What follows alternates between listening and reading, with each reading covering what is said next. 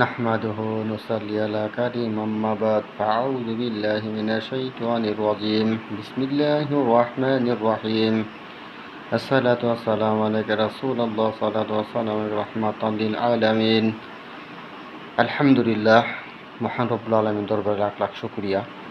আল্লাহ পাক আপনি আমাকে তৌফিক দান করেন, আমি কিছু কথা বলবো ইনশাআল্লাহ। রব্বুল আলামিন পবিত্র কোরআনে ঘোষণা করছেন, ফাযকুরুনি আযকুরুকুম ওয়াশকুরুলি ওয়ালা তাকফুরুন। তোমরা আমাকে স্মরণ করো, আমিও তোমাদেরকে স্মরণ করি। তোমরা আমার শুকরজারি করো, না শুকর হয় না। সবাই বলেন আলহামদুলিল্লাহ। আমরা আল্লাহ পাকের শুকরিয়া যদি আদায় করি, মহান আল্লাহ পাক আমাদের শুকরিয়া নিয়ামত বাড়িয়ে দিবে। তার নিয়ামতকে আমরা শুকরিয়া আদায় করব, আল্লাহ পাক আমাদের নিয়ামত বাড়িয়ে দিবে। আর যারা আল্লাহ পাকের নিয়ামতকে শুকরিয়া আদায় করবে না, আল্লাহ পাক তাদের নিয়ামত ছিনিয়ে নিবে। তো আমি বলতেছি, পৃথিবীতে আমরা যত দিনই থাকি না কেন, সেই মহান আল্লাহ পাকের হুকুম আদেশ মেনে চলতে হবে, নবীর পথে চলতে হবে। যদি দুনিয়াতে শান্তি এবং আখিরাতে শান্তি পেতে চান, তাহলে অবশ্যই আল্লাহ পাকের হুকুম পালন করতে হবে। আল্লাহ পাকের হুকুম ছাড়া দুনিয়াতেও শান্তি পাবেন না, আখিরাতেও শান্তি পাবেন না। রব্বুল আলামিন আমাদেরকে দুনিয়াতে পাঠাইছেন তার ইবাদত বন্দি করার জন্য। এখানে যদি আমরা দুনিয়া নিয়ে ব্যস্ত থাকি, আল্লাহর হুকুম পালন না করি, তাহলে দুনিয়াতে এবং আখিরাতে কিছু শান্তি পাবো না।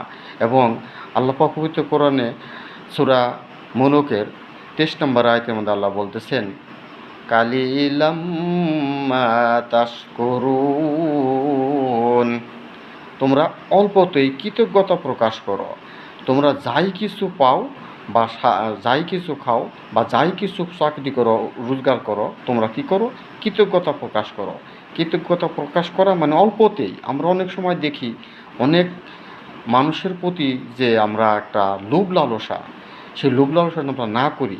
কেননা কারণ অনেকের ধন সম্পদ আছে, আপনার নাই, তাই বলে আপনি লোভ করতে পারবেন না। আপনার যা আছে সেটা নিয়ে আপনাকে শুকরিয়া আদায় করতে হবে এবং আপনার সেটা আল্লাহর দরবারে কী করবেন? সন্তুষ্ট থাকবেন। তাই রাসূল সাল্লাল্লাহু সাল্লাম বলেছেন, তোমরা অল্পতেই সন্তুষ্ট হও। হাদিসটা সহিহ এবং বুখারী শরীফ, মুসলিম শরীফ অনেক হাদিসের রেফারেন্স রয়েছে। তাই আমাদের উচিত আমরা যেন অল্পতেই সন্তুষ্ট থাকি। আর আমাদের সব সময় একটা জিনিস ফলো রাখতে হবে যে আমরা যেন আল্লাহর এবং আল্লাহ রাসূলের পথ যেন ভুলে না যাই। আমরা আল্লাহর হুকুম যে নামাজগুলো আছে আদায় করব, নবীর সুন্নতগুলো আদায় করব, আমরা যেন সেই পথে থাকি এবং আমরা যেন কখনো মানুষের কী করি না, মানুষের কখনো ক্ষতি না করি। কারণ মানুষের যারা ক্ষতি করবে, আল্লাহ তাদের ক্ষতি করবে। তাই আমরা আসুন আল্লাহর পথে, আমরা আল্লাহ এবং রাসূলের পথে আমরা যেন সুন্দর সুষ্ঠুভাবে এই দুনিয়াতে আল্লাহ এবং আল্লাহ রাসূলের পথে চলতে পারি। মহান আল্লাহ পাক আমাদেরকে তৌফিক দান করেন, আমিন। আসসালামু আলাইকুম রাহমাতুল্লাহি ওয়া বারাকাতুহু। পেজটা লাইক করবেন, কমেন্ট করবেন, শেয়ার করবেন, অপর বন্ধুকে জানার সুযোগ করে দিবেন। আসসালামু আলাইকুম ওয়া রাহমাতুল্লাহ।